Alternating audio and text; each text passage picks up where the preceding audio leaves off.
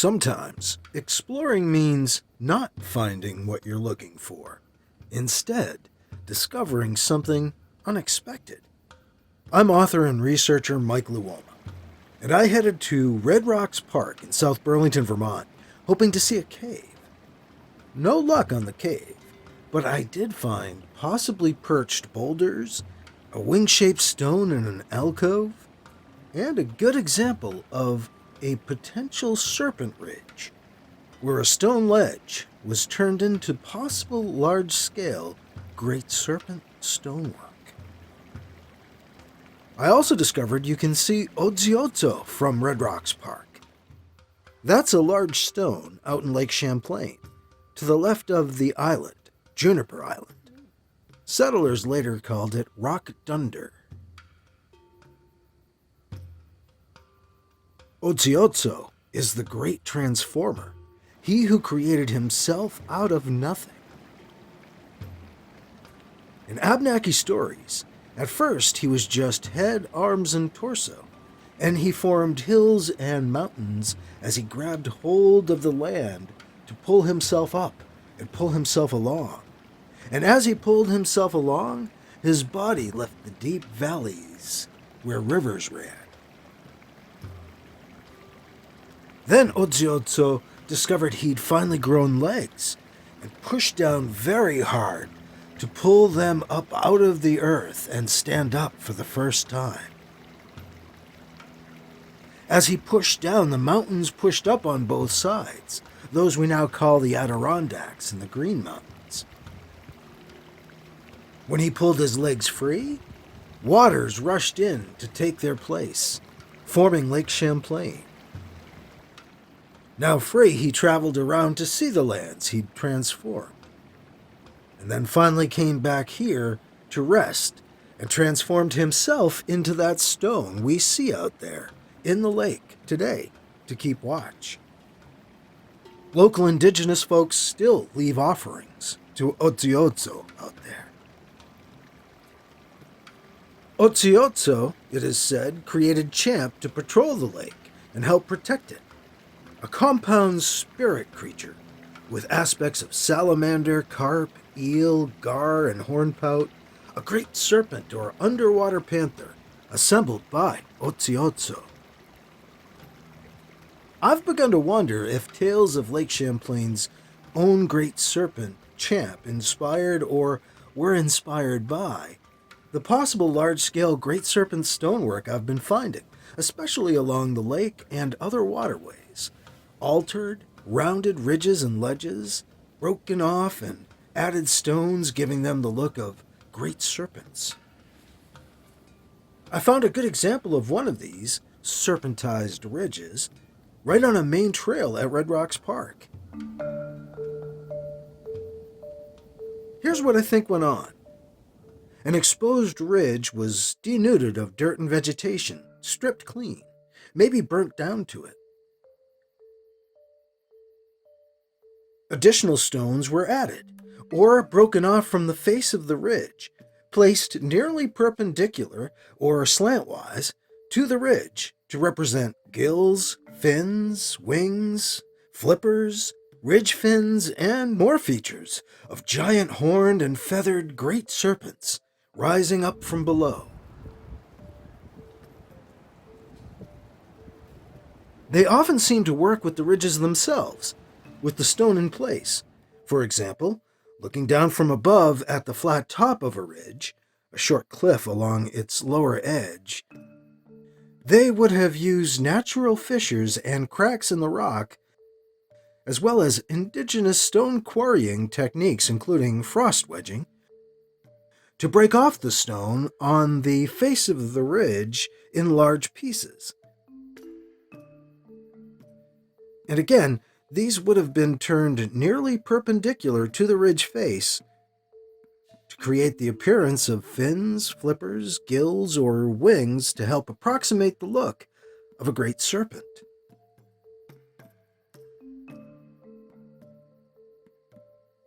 We can see this here at Red Rocks Park.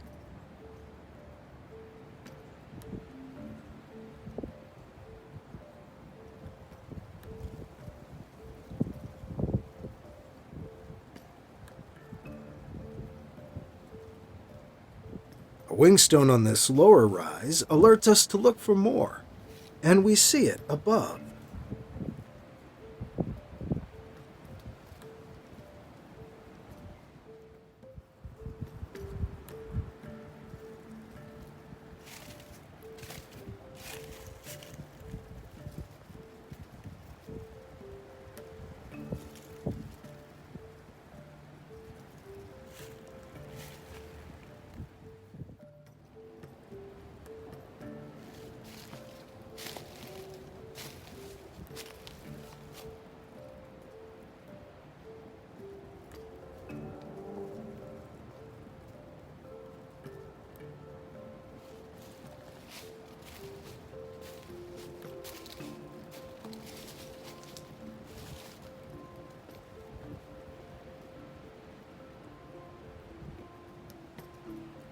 We see the large stones turned nearly perpendicular to the ridge.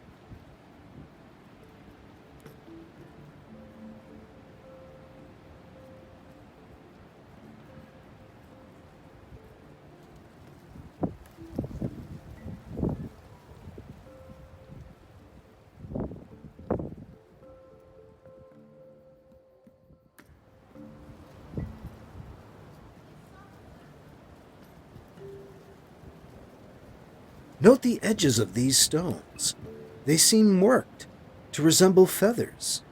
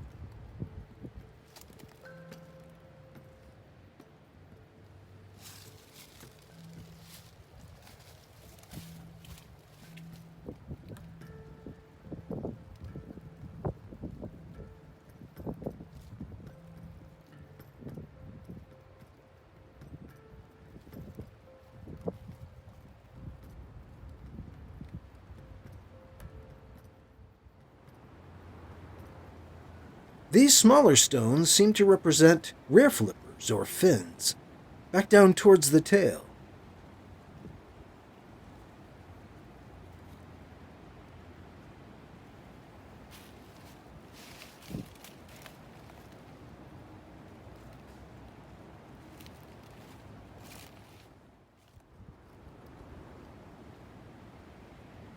They appear to be of a lighter colored stone.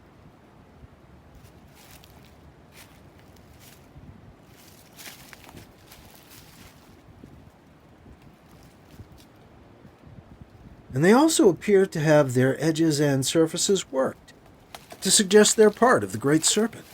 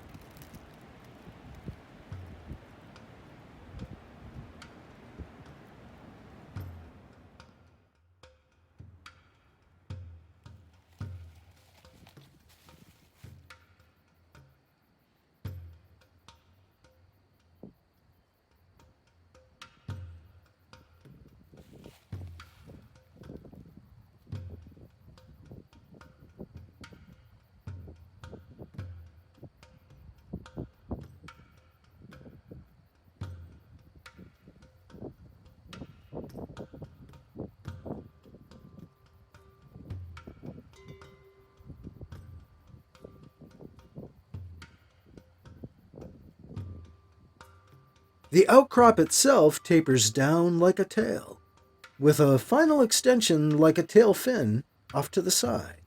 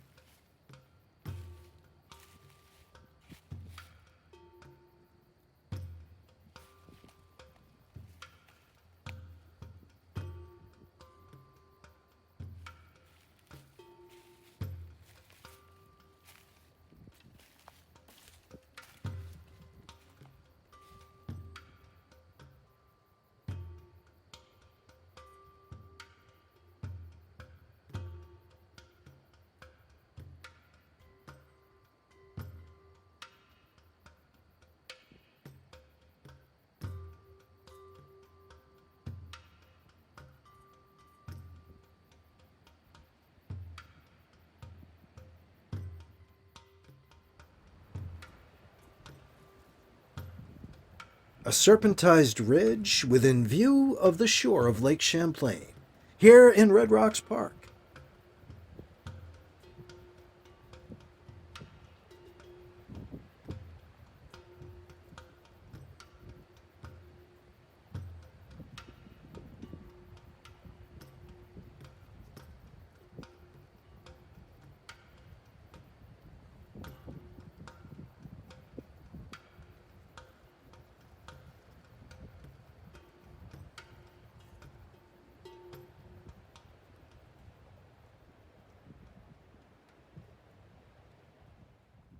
These two boulders sit perched slightly downslope from the Serpent Ridge, on the way down to the lake.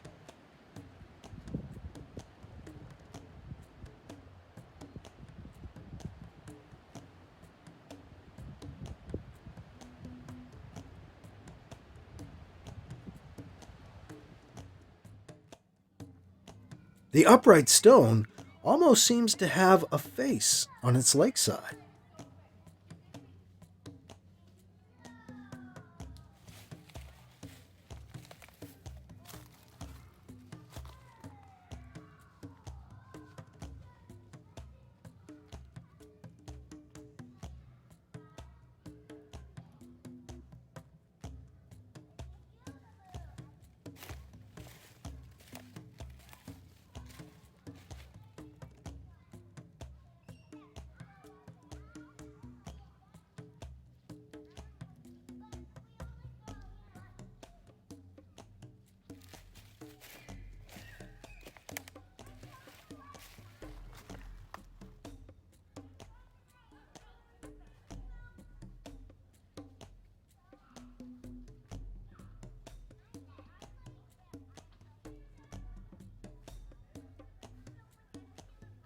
The horizontal stone next to it looks perched in place and resembles a table or maybe a boat.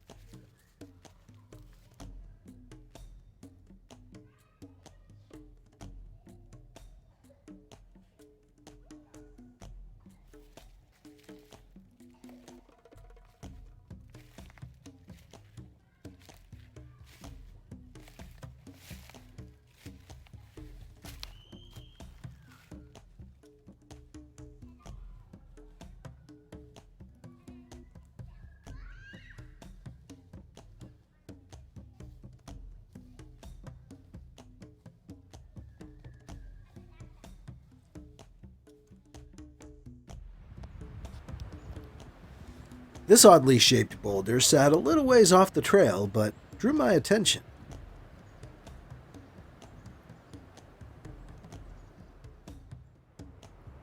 It too seems perched in place, and its curves are aquatic.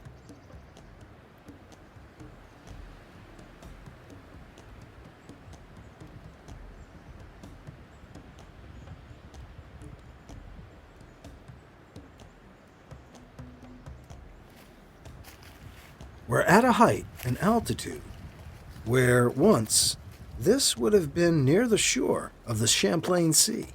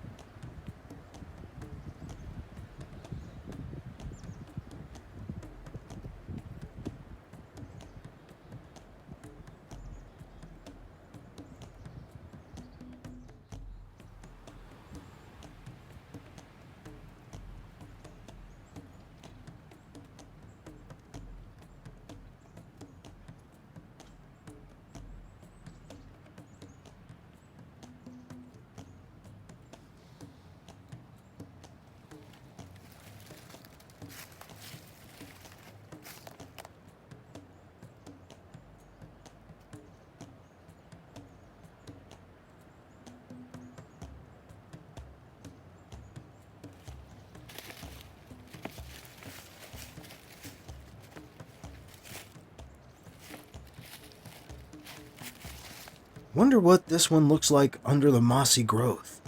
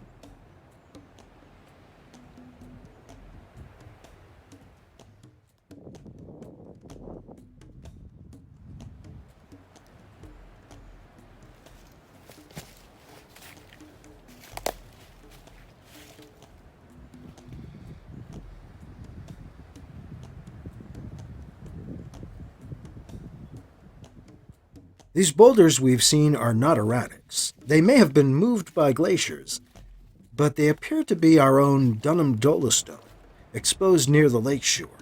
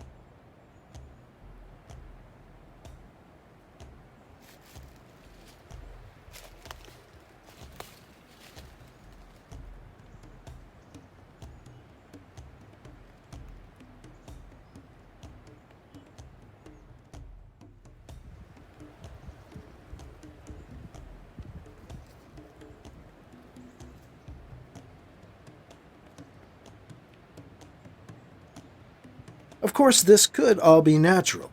It looks like something, but I can't claim it's anything.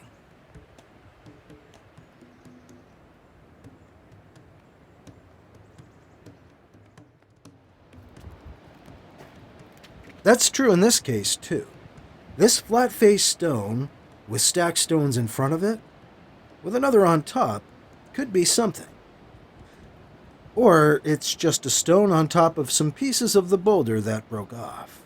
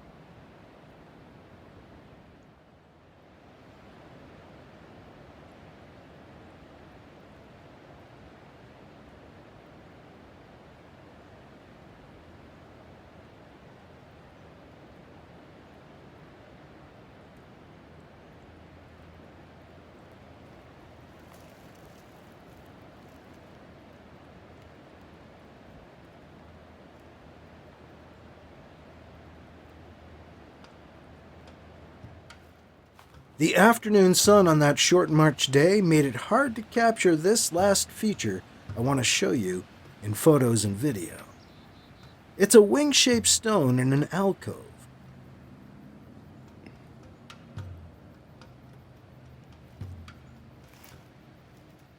Here's another of my illustrations, kind of an idealized version of the feature I keep finding here in Vermont.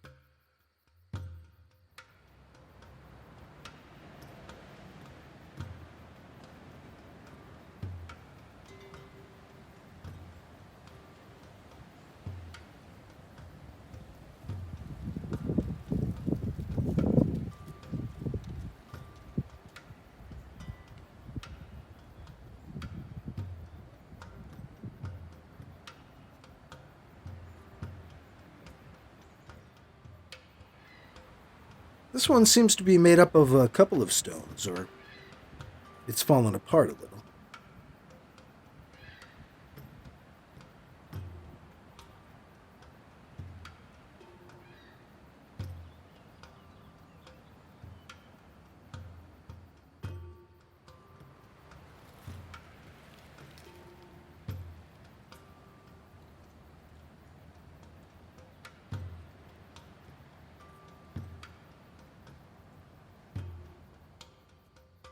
Another prominent wingstone sits on the right.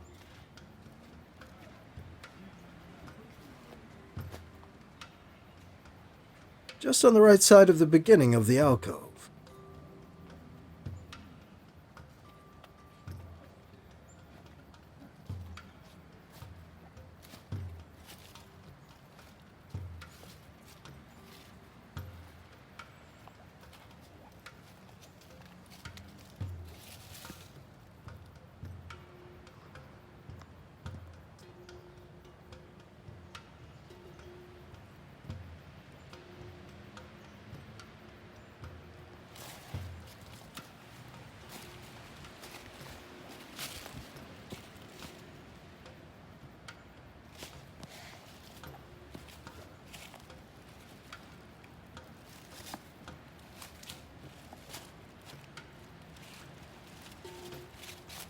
Again, hard to shoot in the sun.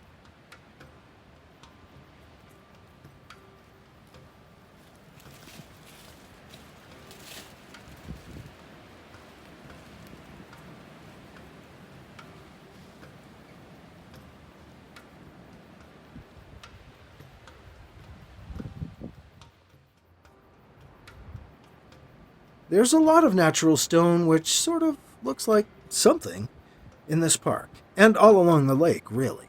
So I do understand those who may find my ideas about possible large-scale Great Serpent stonework too imaginative. You may or may not see it, and that's okay. I didn't get to see that cave here either, not yet. But I still enjoyed my visits.